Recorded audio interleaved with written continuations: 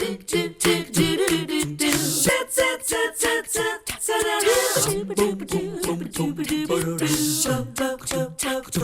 morning. So nice to have you join us today. We hope, as always, that your day is off to a good start, even though it's a bit rainy outside. We're kind of sinking in and getting used to the rain, it feels like, these days. But the summer is really just right around the corner. Memorial Day has come and gone. Kids are out of school, and for us, every year, we can mark our calendars to know that Mark Warren is going to come our way, as he has this morning.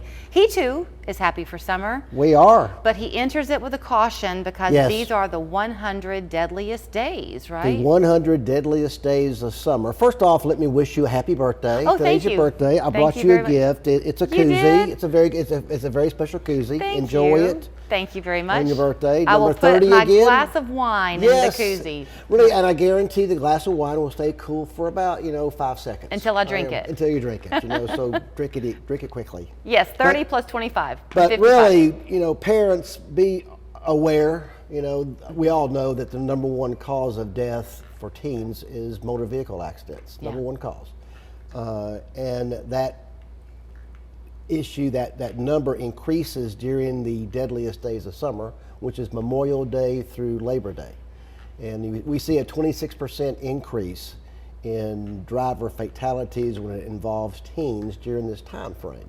You and I were chatting a little bit off camera before the show started, because you hate to always, teenagers don't enjoy getting the blame, if you will, for everything either. But I guess it's just because of their lack of experience on the roadway too, and the vigor of youth. You think you're invincible. Well, and as a young driver, you really don't know what you don't know until you actually experience it yourself firsthand. You can read a book, you can see a video, you can hear your parents talk about it, but until you experience, let's say, the traffic around the mall. I mean, as a parent, I would caution my young drivers to stay away from the interstate around the mall. Right. I would say that they should probably take a back road if they're going to a lake or a friend's house, just because that the lane changes around the interstate are changing daily, and you still have big trucks, a lot of construction, and orange and white barrels. Okay, you brought up the avoiding the interstate. That's actually a topic of public conversation right now, because there have been recommendations by transportation officials to say, hey, maybe avoid the interstate, use some back roads. Right. So is it a good idea as parents, if you're going to say maybe avoid the interstate, take Highway 58 instead? Absolutely. Do you need to then remind them of what to be watching for on those secondary roads? And as a parent, you have to look for opportunities to teach your children. First off, you should be good role models in the car as you're driving your kids around in grade school and junior high school. Never text and drive, put your phone away, wear your seat belt, and mind the speed limit. What happens during the deadliest days of summer is kids are out of school, and the number one distraction that causes accidents during this time frame is not the cell phone, it's additional passengers in the car.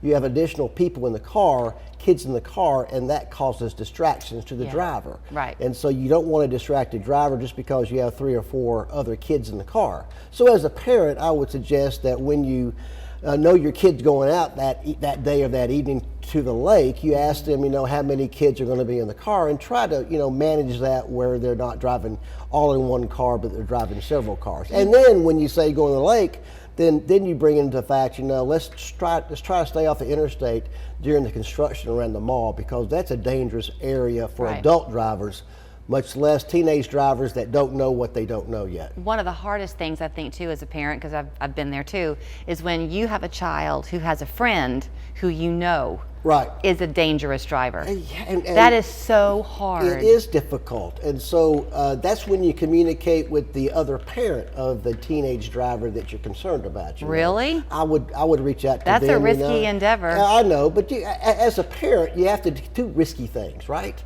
Yeah. I mean, maybe that parent does not know about your concern about their driver. You want to look for opportunities. Also, you want to catch your drivers doing something good too. If they're wearing their seatbelt, if they're not texting and driving, if they're not speeding.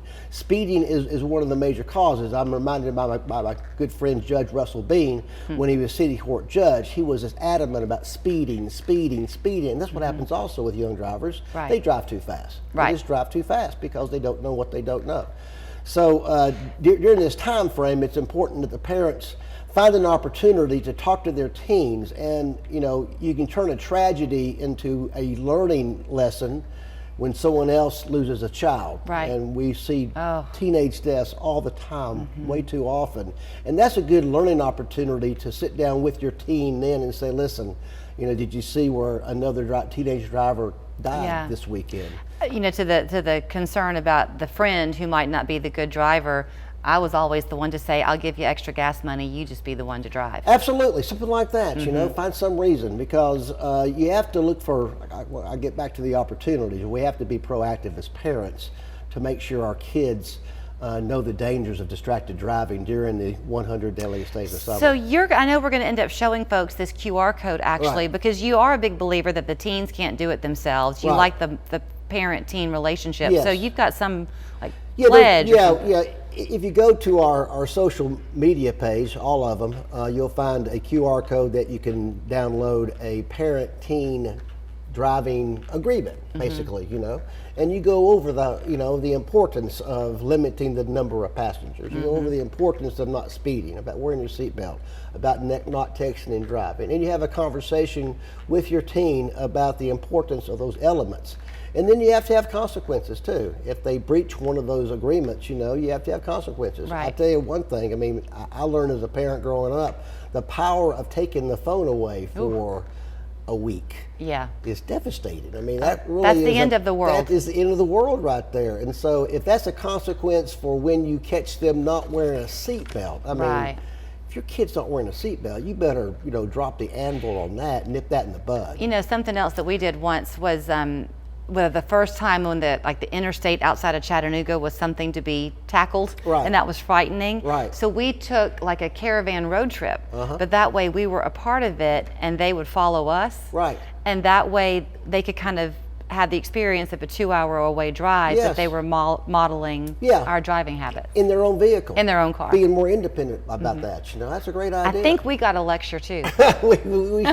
Parents, listen, there's nothing wrong with the parent lecturing their children about... Or the kids lecturing their parents. Exactly, back and forth right there. Let's to have a conversation about this so we can prevent, you know, more teen deaths during this time frame, because this is a very dangerous time frame for teenage drivers. I will say this as we wrap up, and we'll show you their website and phone number, which I know by heart, 265-HURT. But they always are here, Mark and John Mark, and they typically have a laughter that they bring and a lightheartedness. This they take very seriously. Yes, ma'am. And you should too. So please, please, please keep your kids safe and wear those seat belts.